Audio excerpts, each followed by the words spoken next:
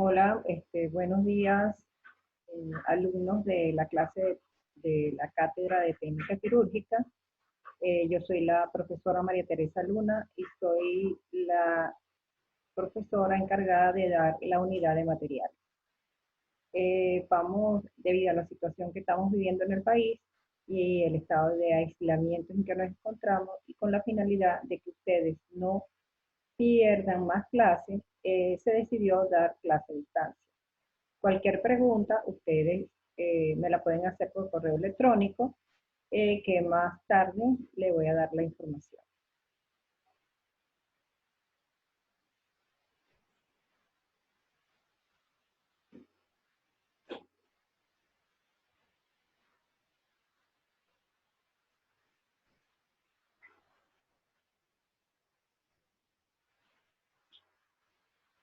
Ok, hoy vamos a hablar sobre el instrumental quirúrgico. Este es un tema que corresponde a esta unidad y este tema, aunque se da en una sola clase, lo he dividido en dos módulos, de manera que ustedes no se cansen al escucharlo y lo puedan digerir mejor. Vamos a comenzar. ¿Qué es el instrumental quirúrgico? El instrumental quirúrgico es la herramienta que emplea el cirujano en la intervención quirúrgica. Y él se abre paso a través de los tejidos con ciertos tipos de instrumental y hace todos sus procedimientos utilizando los instrumentos de acuerdo a sus necesidades. Hay diferentes materiales con las cuales son hechos estos instrumentos, que son de titanio, vitalio, acero inoxidable, carburo de tungsteno, y hay diferentes aleaciones, pero los instrumentales que ustedes normalmente van a ver, que son de acero inoxidable, y hay también instrumentales que ya se utilizan en cirugía laparoscópica, que son combinados con material el plástico para su manipulación. Tenemos que la parte del instrumento se divide en puntas, mandíbulas, articulación, mango, ramas, cremallera y anillos. Como especifican en la pantalla, nosotros podemos observar, por favor,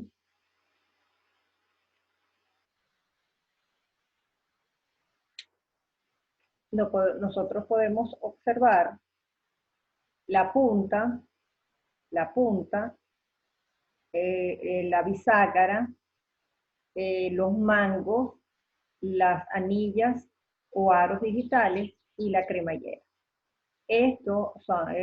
Después de las puntas están las mandíbulas.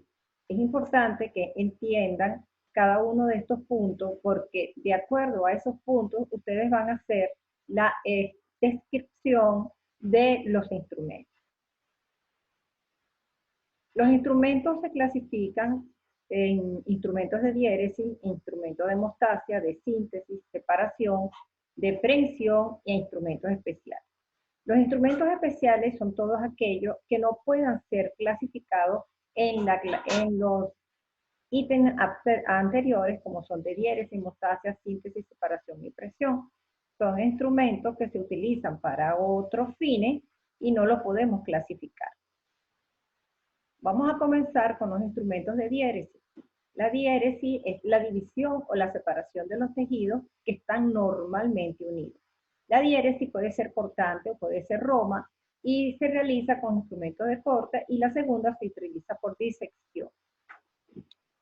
Los instrumentos cortantes que conocemos son el bisturí o el escalpelo. Se le llama comúnmente bisturí a aquellos instrumentos que tienen un mango, como ustedes lo pueden observar aquí, y que tienen una hojilla que es desmontable. Y el escalpelo fue el primer nombre que le dieron a este tipo de instrumento, que también se llamaba cuchillo, y en el cual la hoja y el mango venían juntos. Tenemos diferentes tipos de mangos. Tenemos el mango 3 y 7, que lo colocamos juntos porque utiliza las mismas hojillas. Estas hojillas son la 10, la 11, la 12 y la 15. Y el mango 4, utiliza las hojillas de la 20 a la 24.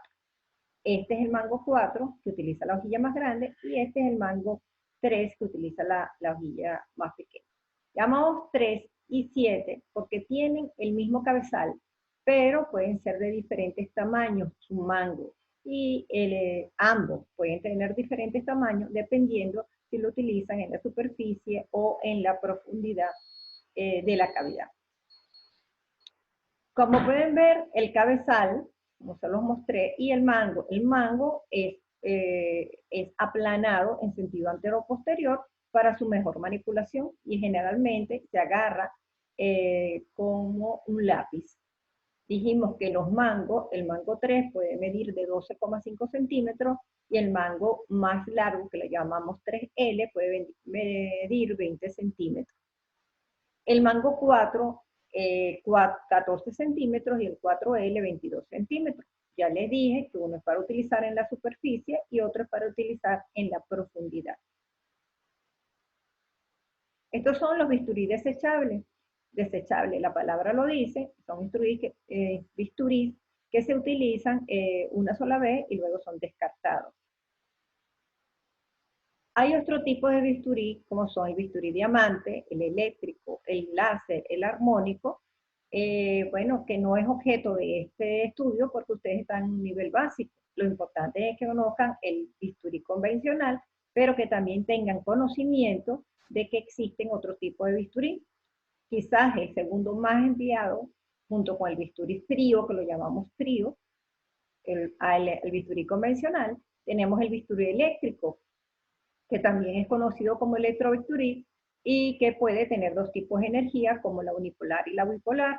También tenemos común, luego le sigue el bisturí láser y el bisturí armónico, del cual seguramente han oído hablar mucho, ya que se utiliza en cirugía laparoscópica.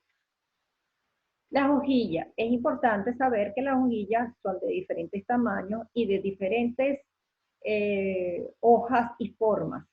Tienen en su centro una fenestra, o sea, un orificio, por donde colocan el cabezal del mango del bisturí para enzarzarlo y que quede fijo para poder ser utilizado. Estos bisturí, los más pequeños, tienen diferentes hojas. Tenemos el bisturí 10, el bisturí 11, el bisturí 12, el bisturí 15. Tenemos que el bisturí 10 es un bisturí que puede ser utilizado en la superficie y hacer incisiones medianas. O tenemos el bisturí 11, que es como una lanceta, que generalmente se utiliza para superficies más irregulares, por ejemplo a nivel del ombligo.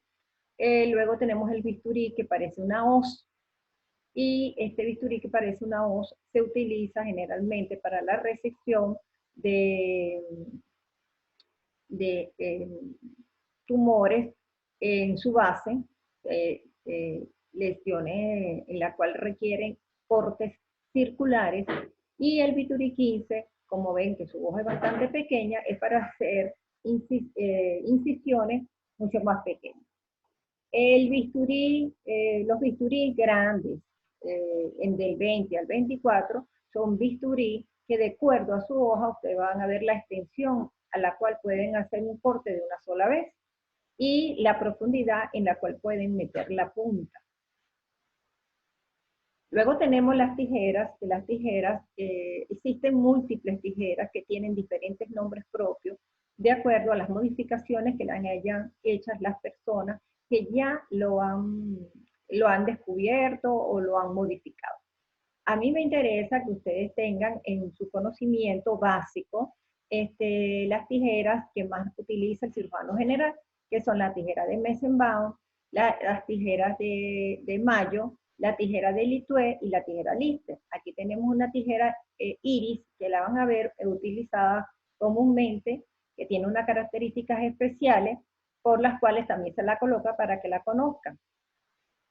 Tenemos la tijera de Mayo. La tijera de Mayo es una tijera fuerte, una tijera que en su descripción podríamos decir que entre el mango y el extremo cortante, o sea, sus mandíbulas, tiene una relación de 2 veces la mandíbula en el mango. ¿Qué quiere decir esto? ¿Dónde está ubicada exactamente la bisagra? Y al estar la bisagra más ubicada más hacia el centro, esta tijera la hace fuerte.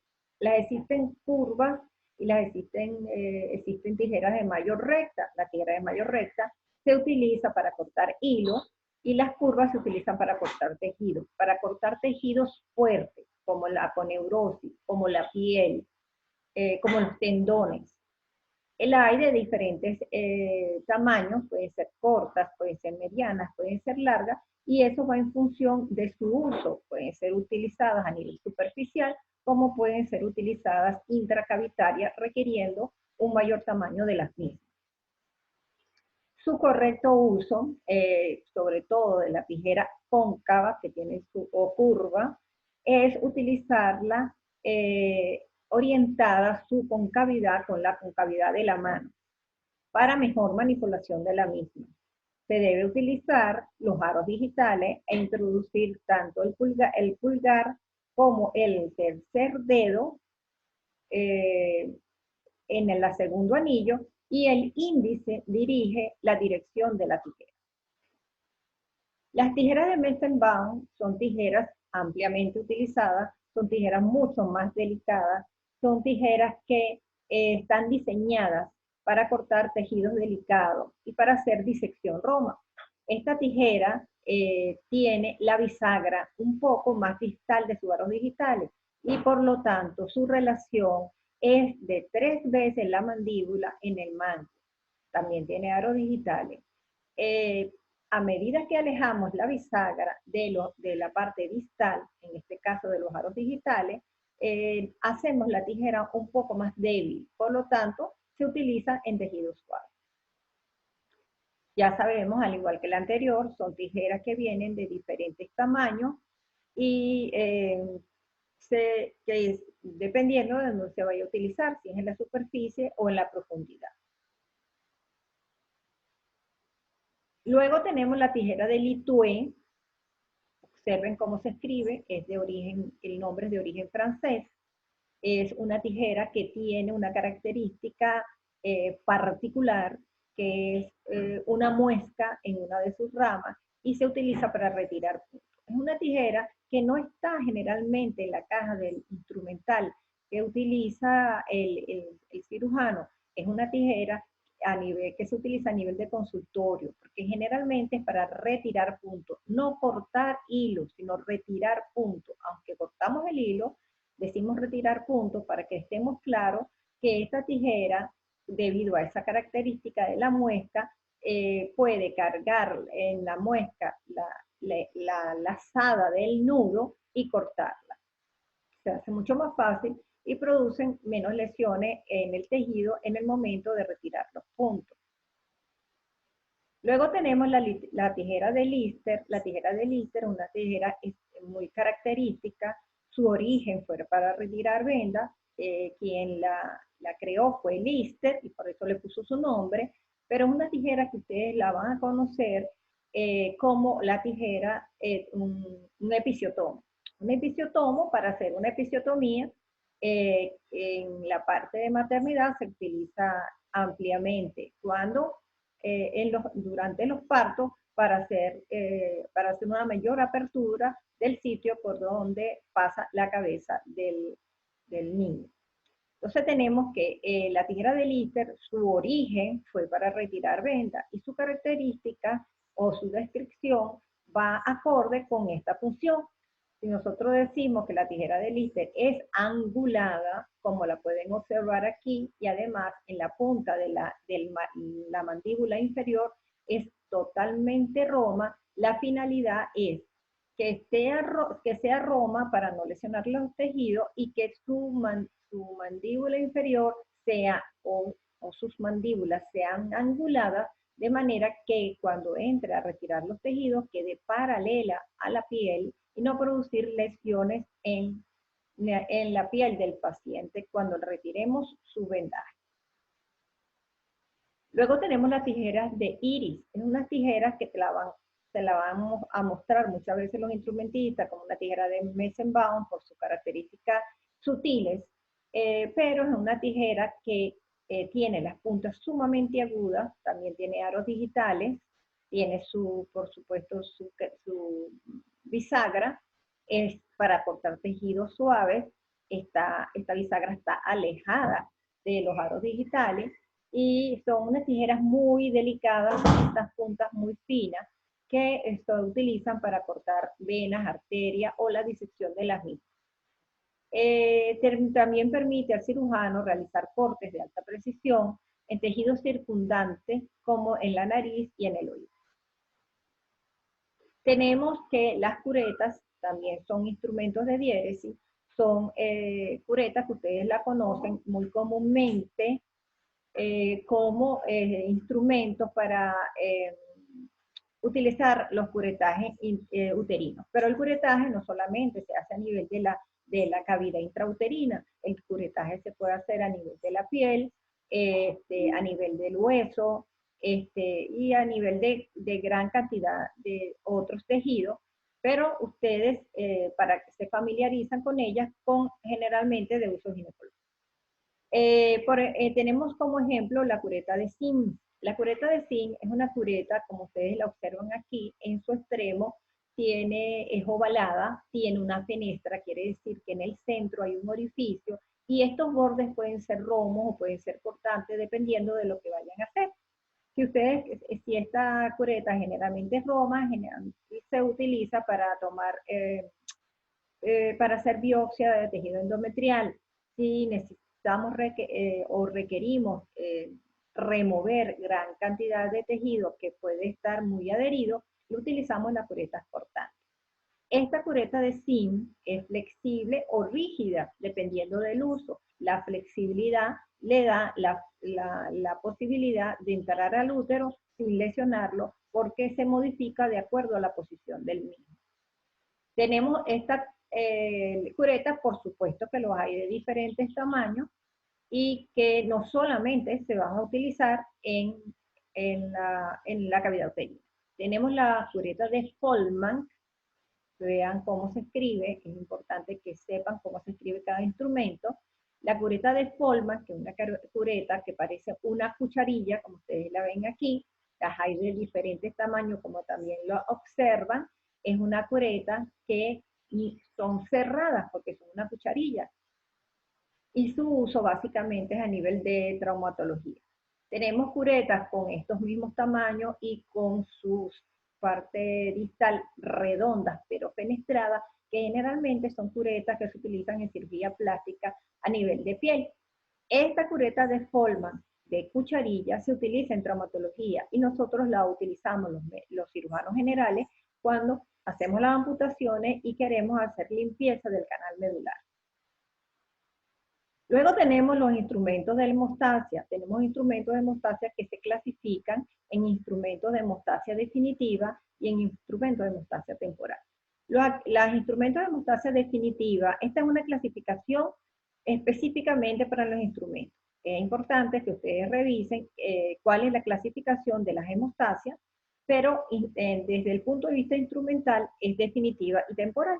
Nosotros hablamos de una hemostasia definitiva, que cuando tenemos la finalidad de ligar el vaso y este instrumento produce daño endotelial. O sea, nosotros no vamos a recuperar el vaso. Por lo tanto, utilizamos este tipo de instrumentos. Y hablamos de hemostasia temporal cuando nosotros queremos recuperar el vaso y incluye otra clasificación que sería instrumento de hemostasia temporal total, cuando ocluye totalmente el flujo de sangre en el vaso. Y tenemos también los instrumentos de hemostasia temporal parcial, cuando se mantiene parte del flujo sanguíneo. Los instrumentos de hemostasia son muchos. Los más usados, se los estoy mostrando aquí, son 6 pinzas que me gustaría que la conocieran y la pudieran describir.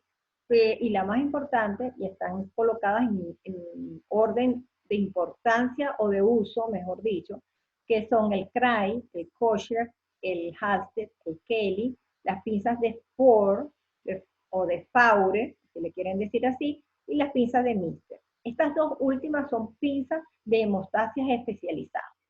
¿Qué caracteriza todas estas pinzas de hemostasia definitiva? Y que es algo muy importante, que las ubica dentro de su mismo grupo, es que estas pinzas tienen alta presión de cierre, tienen extracciones profundas y producen daño endotelial. ¿Y por qué producen daño endotelial? Precisamente por las dos características anteriores, que tienen alta presión de cierre y que tienen estriaciones muy profundas que tripsian el vaso y producen esta lesión. Aquí tenemos la pinza más conocida que ustedes van a observar, que es la de Craig.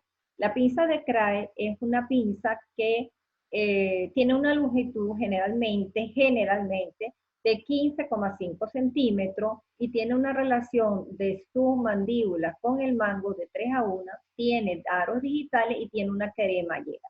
Esta cremallera permite fijar el instrumento.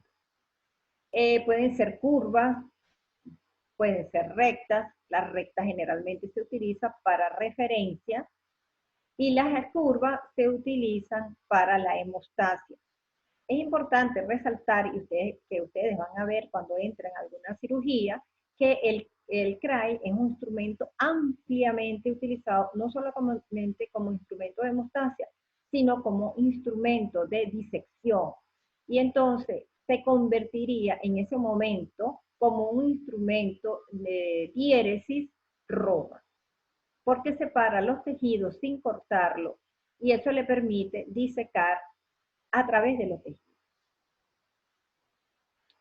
Tenemos la pinza de Kocher, que tiene características comunes con el CRAI, porque uno puede decir tiene aros digitales, tiene una mango, tiene bisagra, tiene mandíbula, tiene cremallera. Estas características comunes, que también es curvo y recto, y su función que es hemostático definitivo.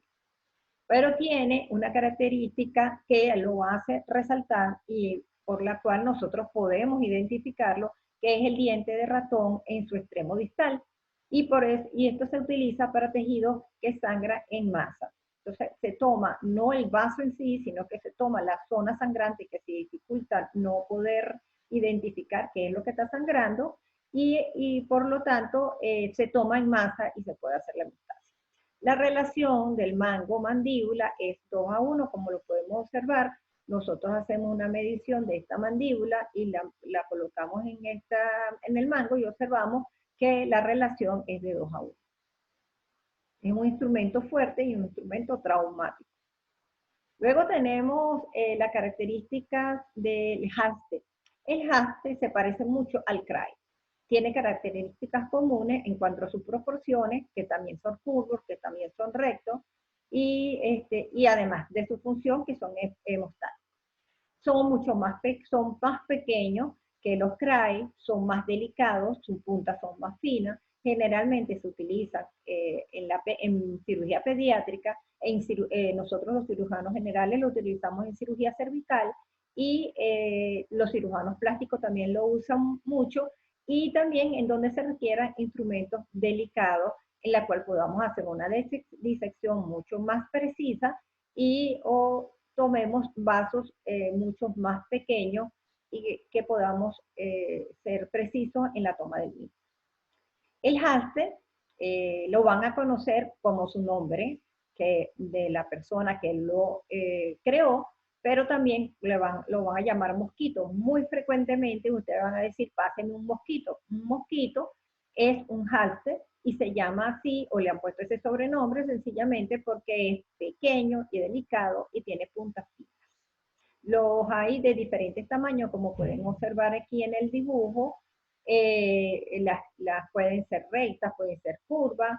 Los tamaños siempre están por debajo del CRAI, que pueden llegar hasta 12 centímetros. Luego tenemos la pinza de Ford o de Faure, o pinza uterina. Es una pinza de hemostasia definitiva, específica para la arteria uterina. tiene una relación de 5:1, o sea, ustedes ven el mango, las mandíbulas, perdón, las mandíbulas que son pequeñas, pues tienen estriaciones en toda la parte interna, tienen en su extremo distal unos dientes de ratón que le permiten una mejor fijación. Sus mandíbulas son pequeñas con respecto al mango y que deben ser así porque uno trabaja en la profundidad de la cavidad pélvica. Tienen cremallera que permite fijar la pinza y tienen aros digitales para manipular. Esta pinza es específica, como ya le dije anteriormente, para la arteria uterina y no la he visto en uso de otro tipo de arteria. Nosotros lo utilizamos para asegurar la toma de la arteria uterina debido a las dificultades que se pueden presentar en la ligadura de la misma. Entonces debemos asegurarnos en una buena toma de este vaso. Luego tenemos el Kelly. El Kelly es, como la observan aquí, se parece al CRAE, pero tiene una relación de 2:1. Ustedes miden su mandíbula y la miden con respecto al mango, lo pueden reconocer. Es unas pinzas generalmente grandes, de tamaño grande, la pueden diferenciar, no solamente por sus proporciones del CRAE, sino también sus tamaños. Es una pinza de hemostasia y que generalmente es utilizada en la cavidad abdominal por su gran tamaño. Las hay rectas que se utilizan para referencia y las hay curvas que generalmente se puede utilizar para tomar segmentos del meso que posteriormente van a ser ligados y gracias a ese tamaño nos permite trabajar en profundidad y gracias al tamaño de sus mandíbulas nos permite tomar mayor cantidad de tejido. Este instrumento puede ser utilizado para otras cosas, pero su fin realmente es hemostático. Se puede utilizar para aplicar compresas en las cavidades y para usar como referencia en la cavidad. Luego tenemos otra pinza que es muy específica, que se llama pinza de Mister o cístico, si ustedes oyen hablar de la pinza de cístico, que es una pinza de Mister. Esta pinza tiene la característica de que tiene unas puntas anguladas en casi 90 grados. En la parte interna de sus mandíbulas están estriadas de manera de darle mayor agarre. Tiene su bisagra, su cremallera y sus aros digitales. Tiene una relación aproximadamente de 5:1. Ustedes lo pueden observar aquí. Las estriaciones no necesariamente tienen que ser el 50%, pueden estar estriadas todas hasta la parte final, o sea, un 100% como lo observamos aquí. La hay de diferentes tamaños, entre 14 y 22 centímetros, y se utiliza en la ligadura de la arteria cística. Pero nosotros también lo tomamos o lo utilizamos para hemostasia de otros vasos, pero fue creado específicamente para debido a las dificultades anatómicas, pero se pueden utilizar en otros vasos cuando el vaso se encuentra en algún sitio de difícil acceso y necesitamos una angulación de 90 grados. La hemostasia temporal consiste en una hemostasia que va a restituir posteriormente el flujo sanguíneo. Y esta hemostasia la podemos hacer de diferentes maneras. Cuando tenemos un paciente herido, nosotros le hacemos presión, entonces sería la hemostasia digital. Tenemos una compresión directa sobre la herida o una indirecta a nivel, en el trayecto del vaso. O sea, la indirecta quiere decir que la vas a hacer la compresión lejos del vaso y que vas a observar que el flujo se va a detener. Y la otra es por pinzamiento. que ya puede ser digital, que nosotros podemos utilizar nuestros dedos a manera de pinza, o la podemos hacer instrumental con los instrumentos creados para ello. Entonces tenemos estos tipos de instrumentos, que son los instrumentos de Dieffenbach, Pot, Bulldog, Pot Satinkis, de Bake Satinkis, Crawford. ¿Y qué característica tiene todos los instrumentos? Bueno, estos instrumentos, al igual que los instrumentos de hemostasia definitiva, tienen unas características comunes. Cuando uno dice cuáles son las características de los instrumentos de hemostasia temporal, debemos decir que tienen baja presión de cierre, que tienen estriaciones poco profundas y que no van a producir daño endotelial, y no lo van a producir por las dos características anteriores. No nos interesa que le produzca daño endotelial porque nosotros queremos que ese vaso continúe funcionando. Vamos a hablar de los diferentes instrumentos. Tenemos los tipos Dieffenbach, como observamos aquí, que los hay curvos, que los hay rectos y que tienen diferentes sistemas. Este es un sistema de resorte y luego tiene un sistema como de brazos cruzados cuya presión sobre el vaso es simplemente el que hace soltar esa presión que se hace a nivel de la mandíbula. O sea, uno hace presión del mango, perdón. Una presión a nivel del mango, abre la mandíbula, luego lo suelta y toda esa es la fuerza que le da para ocluir. Como habíamos dicho, que pueden ser instrumentos de hemostasia temporal parcial y total, podemos ver que si son rectos o son angulados, generalmente se utilizan para una hemostasia temporal total. Los rectos lo colocamos en lugares que fácilmente podamos colocarlo, pero ya sabemos que la cavidad abdominal tiene muchos reparos en la cual necesitamos diferentes ángulos para poder hacer la oclusión completa. Por lo tanto, hay instrumentos que son angulares. Como podemos observar acá, que es completamente angulado, que tiene otro sistema, este es con aros digitales y cremalleras, y lo utilizamos así angulado, que pueden ir de 90 grados, de 60 grados, de 30 grados, de acuerdo a nuestras necesidades. Luego tenemos los instrumentos de hemostasia temporal parcial, y estos instrumentos son aquellos que tienen doble angulación.